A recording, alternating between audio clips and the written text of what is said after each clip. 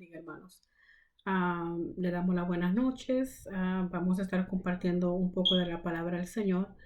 Como sabemos, estamos celebrando, entramos en la Semana Santa y le damos las gracias al Señor, ¿verdad? Porque tenemos vidas, estamos en salud y vamos a orar en este momento. Vamos a presentar a los enfermos, aquellos que estén en necesidad de cualquier tipo. Amén. Y luego comenzamos con el mensaje de la palabra. Señor, te damos gracias y te bendecimos en esta noche. Te pedimos, Señor, en esta noche que tú bendiga a cada uno de mis hermanos en Cristo. Te pido por aquellos que estén quebrantados de salud, aquellos que están en hospitales, en ventiladores, Señor, que están en los hospitales, Padre Celestial, que están solos en sus casas, Padre, que están sufriendo, Padre, bajo los efectos del virus, Señor. En Cristo Jesús te pido por aquellos que no están trabajando, que tú les suplas, mi Dios, que no le falte pan a tus hijos, Señor, en tu casa. Padre, en el nombre de Jesús, bendice, Padre, a cada pastor, cada misionero, cada evangelista, Señor Dios mío. Te pido, Padre Celestial, que tu palabra fluya siempre, mi Dios, cualquier sea los medios que tú pongas a las manos de la iglesia. En Cristo Jesús te bendigo y te pido que este mensaje, Padre Santo, haga lo que tenga que hacer. Bendícenos, ministranos y glorifícate, Dios. Te damos las gracias en el nombre de Jesús. Bien, le damos la bienvenida de parte de la Iglesia Tabernáculo de Gracia. Está físicamente localizada en el 139 de la Main Street en Nuevo Shaw. A nuestro pastor, nuestro hermano Ricardo Serrano. Le damos gracias a Dios porque está bien, ¿verdad? Está con vida. Él siempre está bromeando, ¿no? Y diciendo la verdad a la misma vez de que un día no vamos a morir. Y gracias a Dios que el Señor lo guardó, ¿verdad? Como también guardó a nuestra hermana Arelis y a varios hermanos que están recuperándose, ¿verdad? Le pedimos al Señor que nos fortalezca, ¿verdad? Porque momentos difíciles como este, son momentos donde muchas veces uno se pregunta, ¿y por qué a mí? ¿Y por qué yo? ¿Verdad? Pero simplemente el Señor conoce todas las cosas y nosotros los que tenemos que hacer es ser fiel. Bien, vamos a compartir la palabra del Señor y voy a leer en Éxodo capítulo 12, versículo 15 al 17. La palabra del Señor se lee en el nombre del Padre, del Hijo y del Espíritu Santo. 7 días comeréis panes sin levaduras, y así el primer día haréis que no haya levadura en vuestras casas, porque cualquiera que comiere leudado desde el primer día hasta el séptimo será cortado de Israel. Y el primer día habrá santa convocación y asimismo el séptimo día, así tendréis una santa convocación. Ninguna obra se hará en ellos, excepto solamente que preparéis lo que cada cual haya de comer. Y guardaréis la fiesta de los panes sin levadura, porque en este mismo día saqué vuestras huestes de la tierra de Egipto. Por tanto, guardaréis este mandamiento en vuestras generaciones por costumbre perpetua. Bien, en este día, ¿verdad? O en esta noche, dado a que se me entregó las 7 palabras completas, normalmente hay algunos hermanos, ¿verdad? Que el pastor nos dice que prediquemos una, cada uno, y somos 7, ¿verdad? Durante la semana. Pero estoy un poco nerviosa porque son las 7 palabras. Yo le pedí al Señor que me ayudara en cómo yo podía presentar las 7 palabras. Solo que el Señor puso en mi corazón es ir al principio, a la primera Pascua que celebró el pueblo de Israel. La primera Pascua, la cual fue sombra de lo que había de venir. Y la primera Pascua, la historia de ella se encuentra en el libro de Éxodo, capítulo 12. Y en vez de leer toda la historia completa, quise enfocarme en el pan sin levadura, porque es muy importante y relevante para nuestros días, para la iglesia, ¿verdad? Como ustedes saben, por causa del virus, estamos en una cuarentena forzada y gracias a Dios, ¿verdad? Porque las autoridades pudieron emitir esta cuarentena, porque la verdad están muriendo muchas personas globalmente. Bien, quiero compartir en cuanto a la primera Pascua. Y nosotros como iglesia sabemos que hay 7 palabras que Jesús emitió desde la cruz. antes de que él falleciera, antes de que él muriera. Ahí se las voy a leer para tenerla presente. So, el orden de ella, honestamente, no, conforme a lo que he estudiado, no es concreto en sí, ¿verdad? No se puede decir esta palabra fue primero, esta después, ya que los tres testigos oculares, ¿verdad? Juan, Marcos, a Juan, Marcos y Mateo, ¿verdad? Ellos, cada uno de ellos algunos tienen una palabra, algunos tienen dos, pero Lucas, ¿verdad? Él fue un doctor y él indagó y buscó en cuanto a las cosas de Jesús o lo que pasó con este Jesús que murió y que dicen que resucitó de los muertos. Y él cita tres de ellas. Él cita la palabra número 1, que es Padre, perdónalos porque no saben lo que hace, Lucas 23, 40 y 34, perdón. La palabra número 2, que es de cierto te digo que hoy estarás conmigo en el paraíso, hablándole Jesús a uno de los criminales que tenía a su lado, Lucas 23, 43. Y la palabra número 7, que es la última, donde Jesús dice, Padre, en tus manos encomiendo mi espíritu, y luego expira.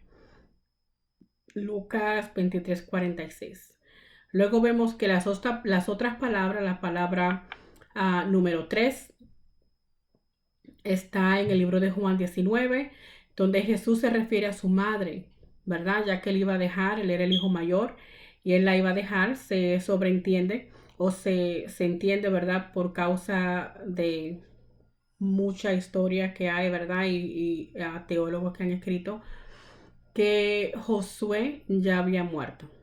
Muerto Josué, le corresponde al hijo mayor cuidar de su mamá. Y Jesús en este caso estaba en la cruz muriendo. Jesús como un hijo, ¿verdad? Ejemplar, nos da ejemplo a nosotros y él cuida de su madre. Entonces él dice la palabra número 13 de la cruz y le dice refiriéndose a Juan, ¿verdad? El discípulo amado le dice, a él le dice, he aquí tu madre. Y a ella como madre le dice, he aquí tu hijo, ¿verdad? Entonces Juan de ahí en adelante, la palabra dice que se encargó de ella y estaba con ella. Luego la palabra número 4, Dios mío, algunas versiones dice, mi Dios, ¿por qué me has abandonado? Se encuentra en Mateo 27, 46 y Marcos también cita la misma palabra en el 15, 34. La iglesia cristiana se ha preparado para la Pascua, ¿verdad? Cada mes de abril, en la semana, ¿verdad? Que caiga. Y siempre hemos predicado las 7 últimas palabras, ¿verdad? Por lo menos así ha sido mi experiencia en otras iglesias, ¿verdad? Que siempre se predica de las 7 palabras que Jesús dio, ¿verdad? Recordando el sufrimiento que Jesús y las últimas palabras de vida que son tan importantes cuando alguien muere. Sin embargo, como se me dieron las 7 palabras, yo me puse tan nerviosa. Yo quiero enfocarme en el origen y qué dio paso a que el Señor instituyera la Pascua. Pero antes de eso, quiero compartirles que la primera Pascua surgió en un momento de crisis para los judíos que todavía no eran nación y sucedió en un momento, en un apogeo de dolor, de tristeza, de opresión, ¿verdad? Porque el pueblo judío estaba oprimido por los egipcios.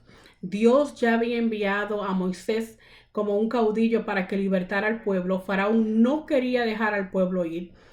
Y por la dureza de su corazón, Dios comenzó a desatar ciertas plagas, ¿verdad? Vemos entonces que esta última, ¿verdad?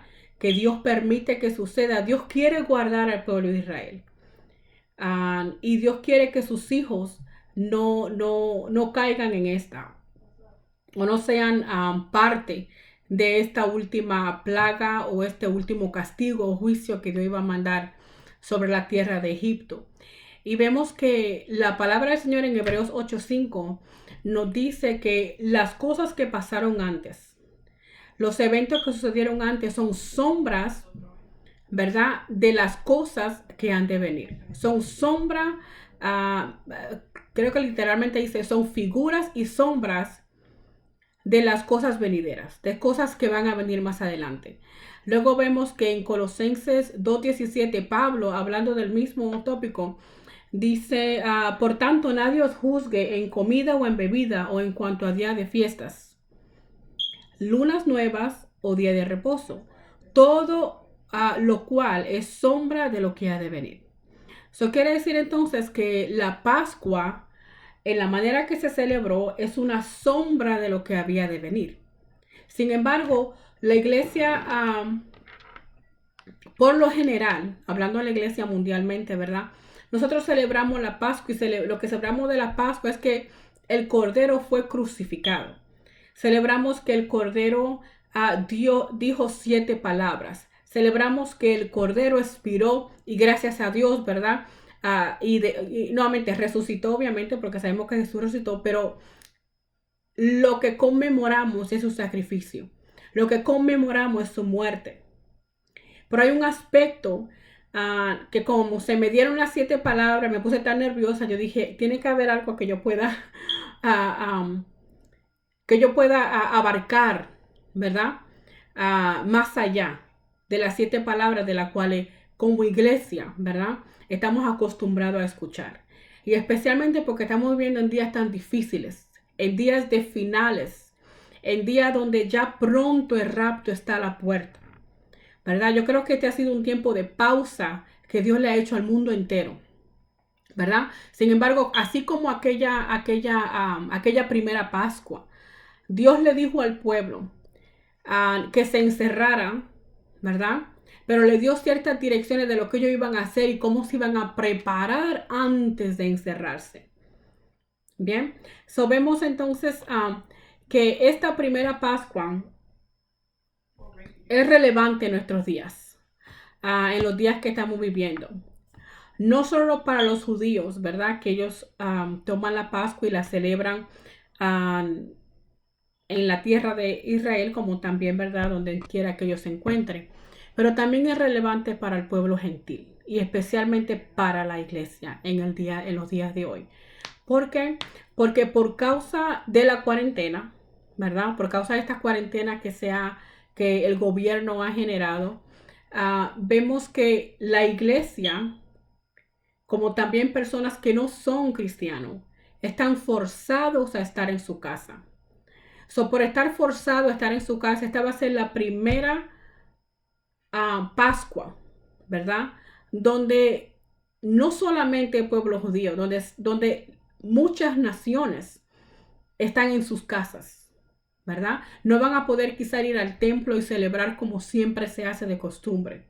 No van a poder celebrar en grupo mayor a menos que sea en su propia casa con los de su casa. No vamos a poder salir a las tiendas quizás y comprar los vestidos que compramos o la ropa que usamos o el hacernos el peinado o las uñas o maquillarnos o el hombre comprarse su buena corbata que le quede bien con su correa y con sus zapatos. Esta Pascua no la vamos a celebrar así. Esta Pascua va a ser celebrada muy similar a cuando pasó la original.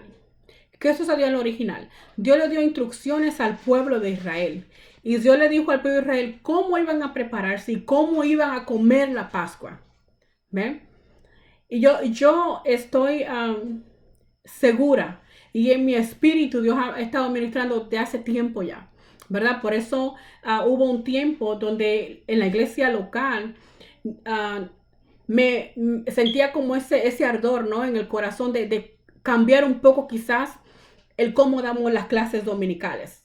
Y empezar a dar la profecía, empezar a hablar lo que la palabra del Señor dice en cuanto a esto, esto y esto, ¿verdad? Y empezamos a tratar esos tópicos, porque la iglesia del día de hoy, ¿verdad?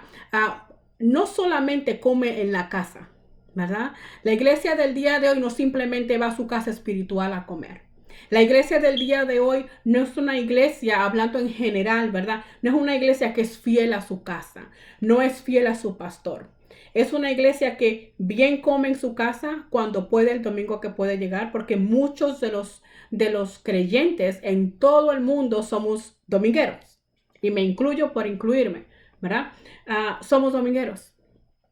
Y no comemos muchas veces el pasto que Dios da en su casa, sino que también como para calmar la conciencia, ¿verdad? De que por lo menos escuché de la palabra, el pueblo de Dios también está comiendo pastos en otros lugares.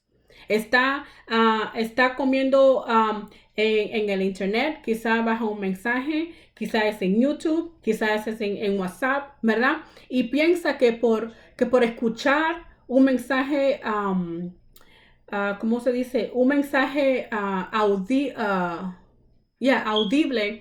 a través de un computador, ¿verdad? Que es lo mismo.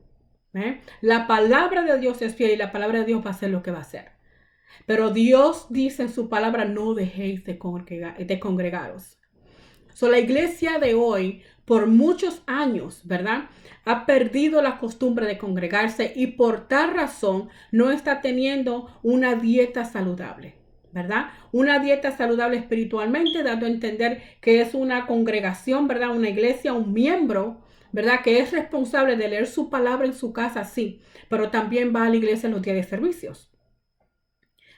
Donde la palabra saludable también es hacer oraciones, hacer ayunos, hacer vigilia con los demás miembros, donde también es tener un balance en lo que la palabra enseña. Si es teología tiene que ver con la profecía tiene que ver con las doctrinas básicas de la palabra, ¿verdad? Las doctrinas cardinales de la palabra del Señor, donde la persona tenga una creencia y una doctrina y un crecimiento y un alimento saludable.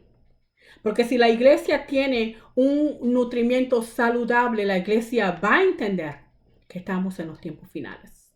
La iglesia va a entender que debe prepararse diferente. Recordemos las 10 vírgenes. Las 10 vírgenes eran las 10. Eran vírgenes, ¿verdad? No está diciendo que ninguna de ellas no tenía vestido. No dice que 10 de ellas quizá en vez de vírgenes eran no tan vírgenes. ¿Ven? Las 10 eran vírgenes, pero solo 5 fueron prudentes. 5, esa es la mitad. Entonces, si tomamos esos números, está diciendo Jesús que en el año 2020, solo la mitad de tantas personas que van a diferentes iglesias, diferentes denominaciones, están preparadas. Y si ese es el caso, ¿por qué estamos viviendo los tiempos que estamos viviendo? El Señor está obligando, por así decir, a cerrar muchas iglesias, ¿verdad? A cerrar muchos lugares sociales, para forzar al pueblo, tanto de Dios como al pueblo mundano, ¿verdad? A entrar en sus casas, para forzarnos a buscar más. Pero este mensaje va directamente a la iglesia de Jesucristo en general. Dios está forzando a la iglesia a entrar en sus habitaciones, a reparar los portillos de sus casas caídos, a reparar lo que está dañado en su relación, sea matrimonial, sea con los hermanos, entre hermanos, ¿verdad? Sea hijo con padre, padre con hijo, sean abuelos, sean tíos, a reparar los portillos de la casa.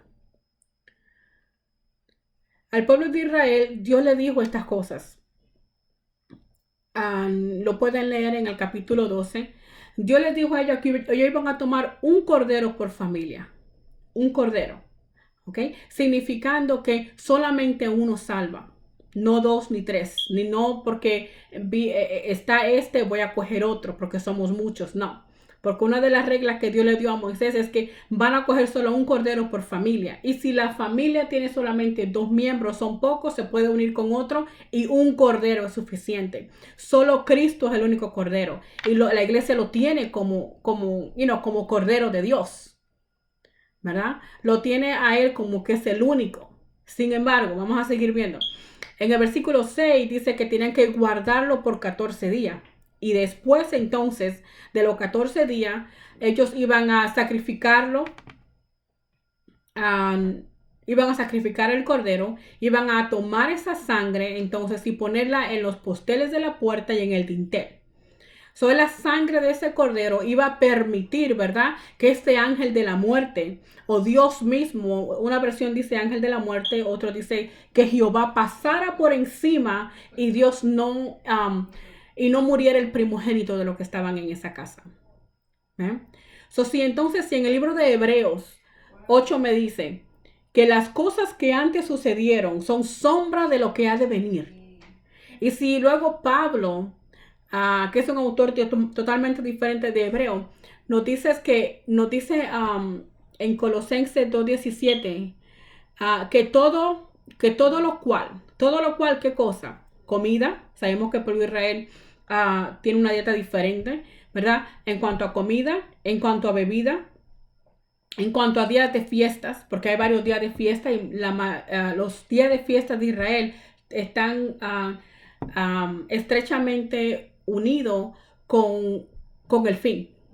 ¿Ve? Pero nos dice en cuanto a las fiestas, luna nueva o día de reposo. Todo esto, ¿verdad? Es sombra de lo que ha de venir. Sombra de lo que ha de venir. Pero el cuerpo es de Cristo, termina el texto bíblico. So, si Dios le dice al pueblo de Israel, tú vas a coger un cordero. El cordero sabemos que es Cristo. Sabemos que Jesús vino, se hizo carne, andó entre nosotros, nos mostró el reino de los cielos. En varias ocasiones dijo, el reino de los cielos se ha acercado. En una ocasión dijo, el reino de los cielos está aquí. ¿Ven? Jesús padeció y Jesús murió. Pero antes de morir, ¿verdad? Son las 7 palabras que le leí anteriormente. Y Jesús es ese Cordero Santo, ¿verdad? Que nos dio ejemplo vivo, como también equipó a un cuerpo, a la iglesia, para que siguiera sus pisadas y la equipó con poder, ¿verdad? Para deshacer las obras del diablo. So, este Cordero es Cristo Jesús. No hay ningún otro en el cual hay salvación, solo en Jesús. La muerte iba a pasar por Egipto. Pero en la tierra de Goshen o de Gosén, donde estaba el pueblo de Israel, cada uno de ellos que siguió las instrucciones que Moisés le dijo, la muerte simplemente pasó y los dejó. Y ninguno de sus primogénitos murieron. Pero en la tierra de Egipto hubo muerte, tanto del primogénito de animal como el primogénito de sus hijos. Murieron porque no tenían al Cordero Santo, ¿verdad? No tenían, en el caso de ellos, ¿verdad? No sacrificaron un cordero, en el caso de ellos fue el juicio de parte de Dios. Pero para la iglesia de Jesucristo, si no tenemos a Jesucristo en nuestro corazón, y si le hablo a la iglesia, obviamente estoy quiero enfatizar que tener a Cristo en el corazón es simplemente, ¿verdad? Cumplir con algunos requisitos. Se necesita más. Y por eso voy a enfatizar más adelante en cuanto a la levadura.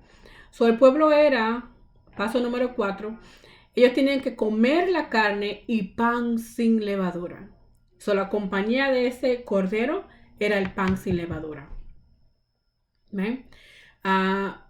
Sabemos que la levadura en el pan, la harina con lo que se hace, pero el pan con la levadura, el pan se infla, ¿verdad? Para que se haga más grande. Se deja un rato a que repose y luego se cocina, ¿me entiendes? Y tienen un pan sabroso. Pero un pan sin levadura es un pan que simplemente es la harina, el aceite, creo que un poquito de sal, la verdad no sé mucho de eso, pero y es un pan que es flat, como un pita bread, un pan de esos de los que usan los para hacer gyros, un gyro. So es un pan que es flaco. Okay. Un pan que es flaco, que no está elevado de ningún lado, ¿verdad? So, como iglesia de Jesucristo, sabemos, y por eso estoy dirigiéndome a la iglesia, porque la iglesia conoce estos mensajes, ¿verdad?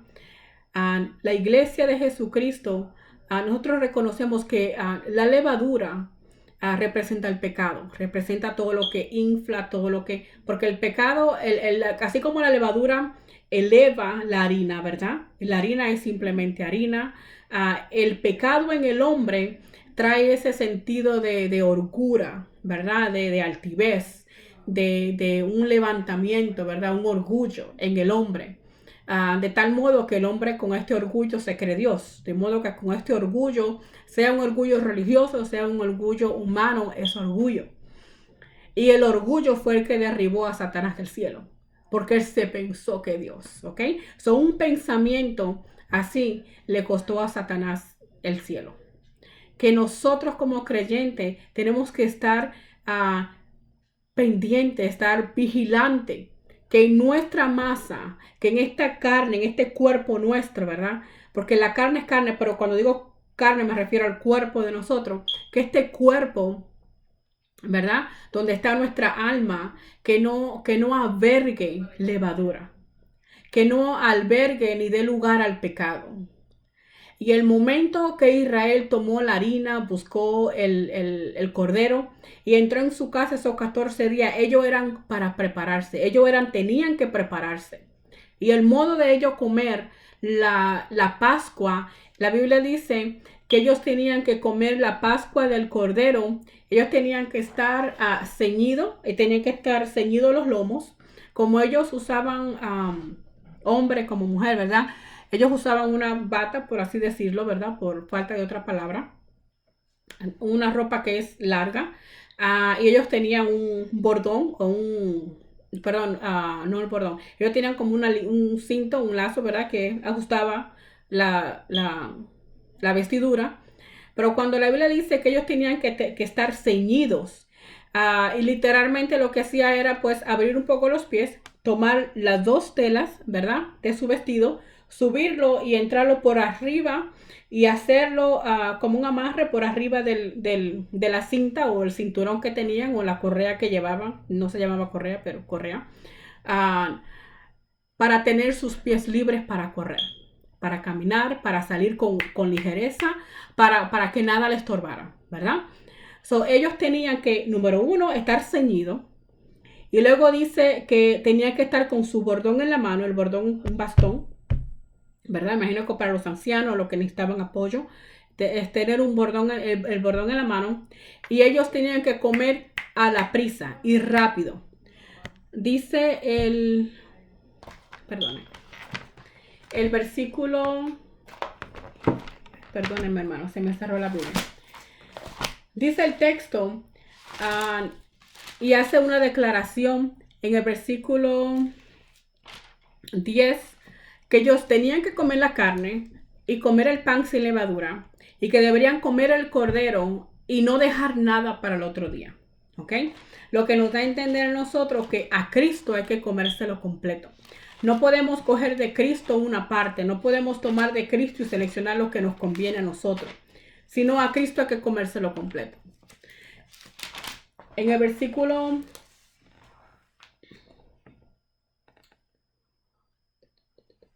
versículo 11 dice, y lo comeréis así, ceñidos vuestros lomos, vuestro calzado en vuestros pies, y vuestro bordón en vuestra mano, y lo comeréis apresuradamente. Apresuradamente.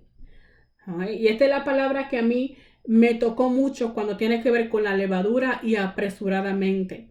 El tiempo que nosotros vivimos ahora es un tiempo que es rápido, ¿verdad? Se ha escuchado de la prédica, de muchas prédicas, que vivimos en tiempos microondas.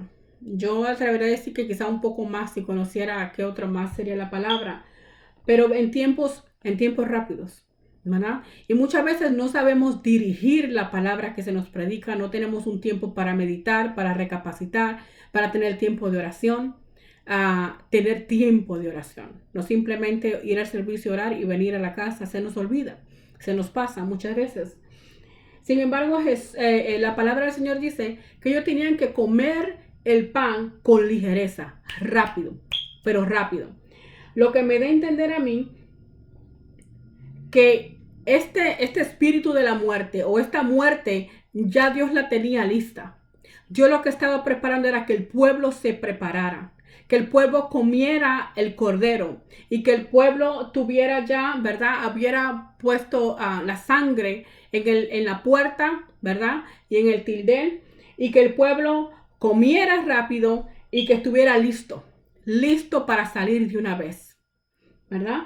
Y luego Dios dice esta declaración: es la Pascua de Jehová. La Pascua de Jehová es que el pueblo esté listo. La Pascua de Jehová es que el pueblo esté preparado para lo que viene. En este año es la primera Pascua.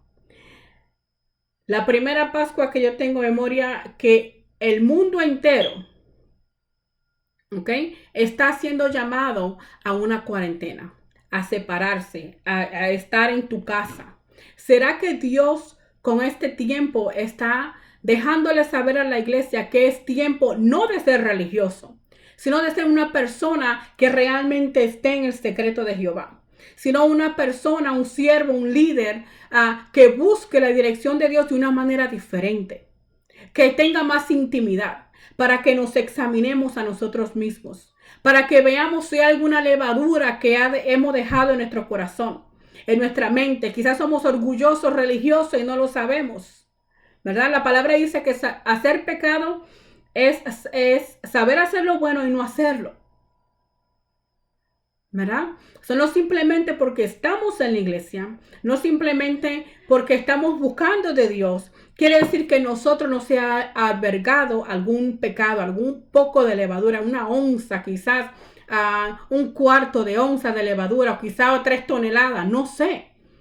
Pero es un tiempo que Dios nos llama y nos saca de los templos para que reflexionemos, para que pongamos órdenes en nuestra casa, ¿verdad? Y cuando digo orden, no estoy hablando de maltrato ni de abusos, ¿verdad? Sino de poner orden a nuestras vidas primeramente y luego en nuestro hogar. Si nuestro hogar es un hogar donde cada cual come por donde quiere, nuestro hogar es un hogar donde no hay un altar familiar, ¿verdad? Si nuestros hijos ni siquiera tienen un hábito de oración. Si nosotros como padres cristianos no sabemos sentarnos a la mesa y coger la Biblia y abrirla.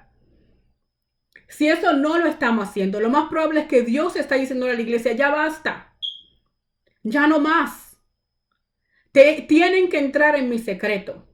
Tienen que empezar a mirar si hay en ustedes levadura, porque Dios declara, y eso es lo que me llamó la atención de este texto bíblico, que Él dice, la manera que se lo dan, tienen que estar ceñidos los lomos, los pies. ¿Quién en su casa, verdad? Bueno, yo en mi casa estoy más cómoda descalza que con zapatos.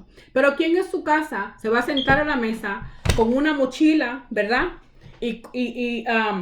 Con las botas, con los zapatos, con el jacket, con el coat, y está comiendo? Nadie. Va a estar incómodo. La casa es para uno estar cómodo, relajado, y te come las cosas como tú quieras, ¿verdad? Sin embargo, Dios le dice a ellos: tú vas a comer de este modo, y esto es lo que tú vas a hacer.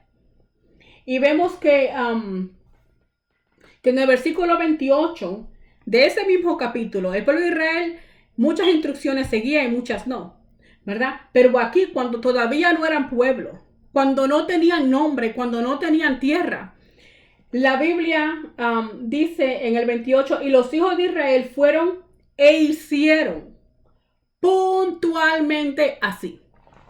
¿Por qué puntualmente? Porque era la vida o la muerte. ¿Ve? O seguía las instrucciones del Señor o no las seguía y te venía la muerte, o moría tu primogénito, ¿verdad? Cuando las cosas se aprietan es muchas veces cuando el hombre responde. Está Dios diciéndonos a nosotros como iglesia, no al mundo, a nosotros como iglesia: mira tus caminos, endereza tus pasos, analiza tu manera de pensar, de ver, de asimilar la vida, las cosas, los hermanos.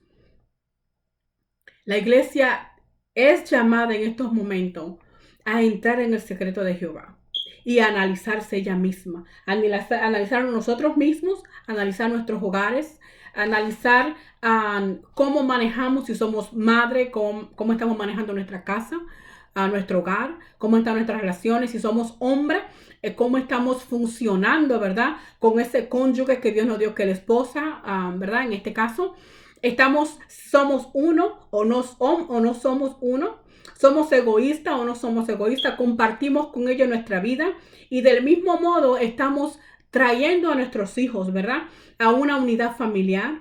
Estamos siendo usados por Dios para traer a nuestros hogares la paz, la armonía, la protección que Dios demanda. ¿Estamos nosotros trayendo la palabra del Señor a nuestros hijos? ¿O simplemente hemos dejado que por tantos años la iglesia sea la que adiestre, doctrina y enseñe a nuestros hijos?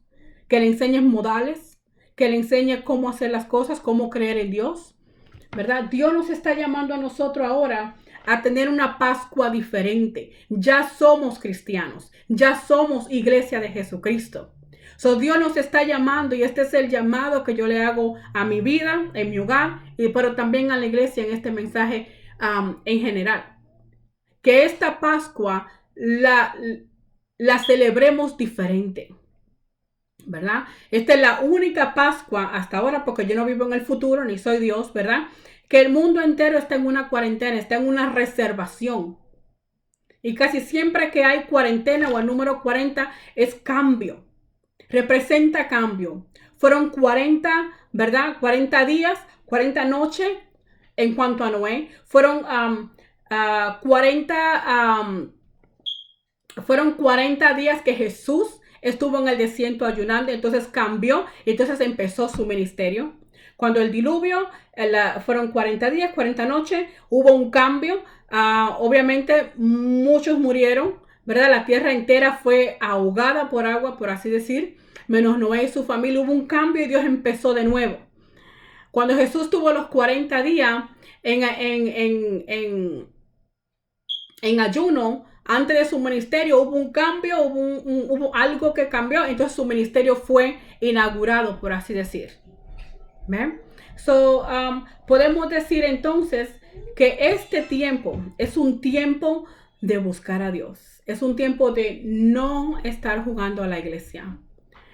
Es un tiempo que no podemos decir, yo tengo tiempo, yo busco a Dios mañana. Yo me sincero con Dios mañana. Quizás mañana no llegue, ¿verdad? Quizás mañana no llegue. Hay algunas personas que están siendo afectadas por este virus, ¿verdad? Que no son creyentes. La iglesia es ahora para dar aliento a aquellos, pero también traer la palabra al Señor. Porque solo sabe Dios, ¿verdad? Solo sabe Dios hasta dónde llegaremos nosotros. Hasta dónde llegaremos. Yo le compartía a la otra iglesia los otros días que, bueno, ustedes Tabernáculo de Gracia no, pero no saben, ¿verdad? Pero pues imagino se enterarán hoy. Dios en muchas ocasiones me ha hablado a mí por algunos sueños. Tienen años desde que yo me convertí, ¿verdad? Pero en estos tiempos que estamos ahora difíciles, se han aumentado y han sido uno tras otro, ¿verdad? Y yo le comentaba a la otra iglesia que lo más probable, ¿verdad? Es que esto sea principios de dolores, ¿verdad? La mujer conoce que cuando es principio de dolor, sea primeriza o no sea primeriza, viene un empujoncito primero, ¿verdad? Y el propósito de esos principios de dolor es para que uno se prepare, ¿verdad? Tú puedes estar en tu casa con tu barriguita, o si haces una barriga pequeña, o tu panzota o barrigota, ¿verdad? Tú puedes estar tranquila, tú puedes tener quizás 36, 37 semanas por ahí. Tú estás tranquila, tan pronto viene ese primer dolorcito que tú te pones a pensar. Entonces empiezas a calcular cuánto tiempo tengo, ya está pasando esto. Comienzas a preparar maletas. Comienzas a ver que todo lo tengas ahí, todos los documentos, todos los papeles. Habla con tu esposo y le dice, mira, ya pronto, para que cuando sea en el trabajo, déjale saber que tú tienes que venir conmigo para el hospital. ¿Ok? Los primeros dolores simplemente son una alerta. Y me parece a mí, con lo que yo he podido ver, que quizás estos sean principios de dolores. Principios de dolores. Si usted no se ha preparado, prepárese, ¿verdad? Porque la ira del Señor, la iglesia no la va a pasar, porque Cristo nos va a llevar en el rapto. Pero la ira de Satanás sí. Porque en Apocalipsis dice que el diablo ha descendido con violencia, ¿verdad? Porque sabe que tiene poco tiempo. Iglesia, levantemos nuestra mirada porque Cristo viene y está a la puerta. Miremos nuestro hogar, nuestra casa, nuestra propia vida y veamos que en nuestra casa, como dice la lectura que leí anteriormente, que en nuestra casa no haya levadura, ¿verdad? Que no haya levadura. Miren su casa, que en su casa que no le pertenece a usted, que usted lo trajo y nunca lo ha devuelto. Empiece a portillar, a chequear, a ver su casa y ver cómo usted ha edificado su hogar. Si su hogar está edificado de trampa, de mentira y de engaño, porque usted trabaja para alguna compañía y se ha traído material que no le corresponde, comience a pedirle perdón al Señor. No le digo que si construyó la mitad de la casa y la mitad de la casa es robada, ¿verdad? Pídale perdón al Señor. No le digo que la desmantele y le entregue los clavos, ¿verdad? Pero humíllese delante de Dios, pídale perdón a Dios. Al que usted le deba, reponga, haga lo que tenga que hacer, porque Jesucristo está a las puertas. Él está a las puertas y viene pronto. El mundo quizás se ha cansado de escuchar esto, pero hay una generación que la iglesia tiene que predicarle. Hay una generación que nació después del postmodernismo. Hay una generación que no cree en los mensajes de la palabra de Dios porque ha sido enseñada diferente. Ha sido enseñada a juzgar y a cuestionar y a pensar que la Biblia quizás sea una hipótesis como lo demás. Y a estas personas tenemos que orar y clamar por ellos, que el Espíritu Santo les dé convencimiento de que cuando nosotros traigamos la palabra, ellos puedan creer. Creer la palabra de Cristo, ¿verdad? Y yo le insto y es oración mía aquí en mi hogar y con mis hijos, que volvamos al altar familiar, volvamos a la senda antigua, volvamos a tener intimidad con el Altísimo, volvamos a examinarnos día a día, ¿verdad? Eso es como volver al amor primero que uno tiene con el Señor, donde uno todos los días se examinaba, cada segundo se examinaba, cada momento uno veía, Señor, hice mal, Señor, le contesté de este modo, ¿será que no debía haber respondido de esta manera? Señor, tomé esto y no le entregué, lo voy a entregar mañana, ¿verdad? Porque tu relación con Dios es importante. En estos días la iglesia tiene que limpiarse y Dios está limpiando la iglesia. No sé si recuerdan en una clase bíblica, yo le dije, va a haber un cambio dentro de la iglesia y lo dije porque yo tuve un sueño que me espantó. Me espantó en cuanto a la ciudad de Nueva York. Y yo estaba en la iglesia, solo voy a decir esto, yo estaba en la iglesia en la parte donde está el portón de al lado, donde uno abre que va para la yarda. Y yo estaba ahí y el día era lúcido como cualquier otro. Y cuando yo miré así, yo veía un montón de agua que venía como si fuera de la 95 para acá. Una montaña de agua grandísima y me quedé ahí. ¿Ok? Como esos he tenido un montón de ellos. Pero Jesús está a la puerta, ¿verdad? Si esa agua que yo vi y las muchas que he visto, si es causado por la naturaleza o causado por el enemigo para destruir, sea lo que sea, el asunto es que la iglesia debe de clamar. La iglesia debe de estar erigida porque nuestra redención se acerca. La iglesia debe de comer saludable, toda la enseñanza de la palabra, comerse el cordero completo, no la mitad, y buscar andar sin levadura. Amén. Que Dios les bendiga, que Dios les guarde y que tengan buenas noches. Amén. Dios les bendiga.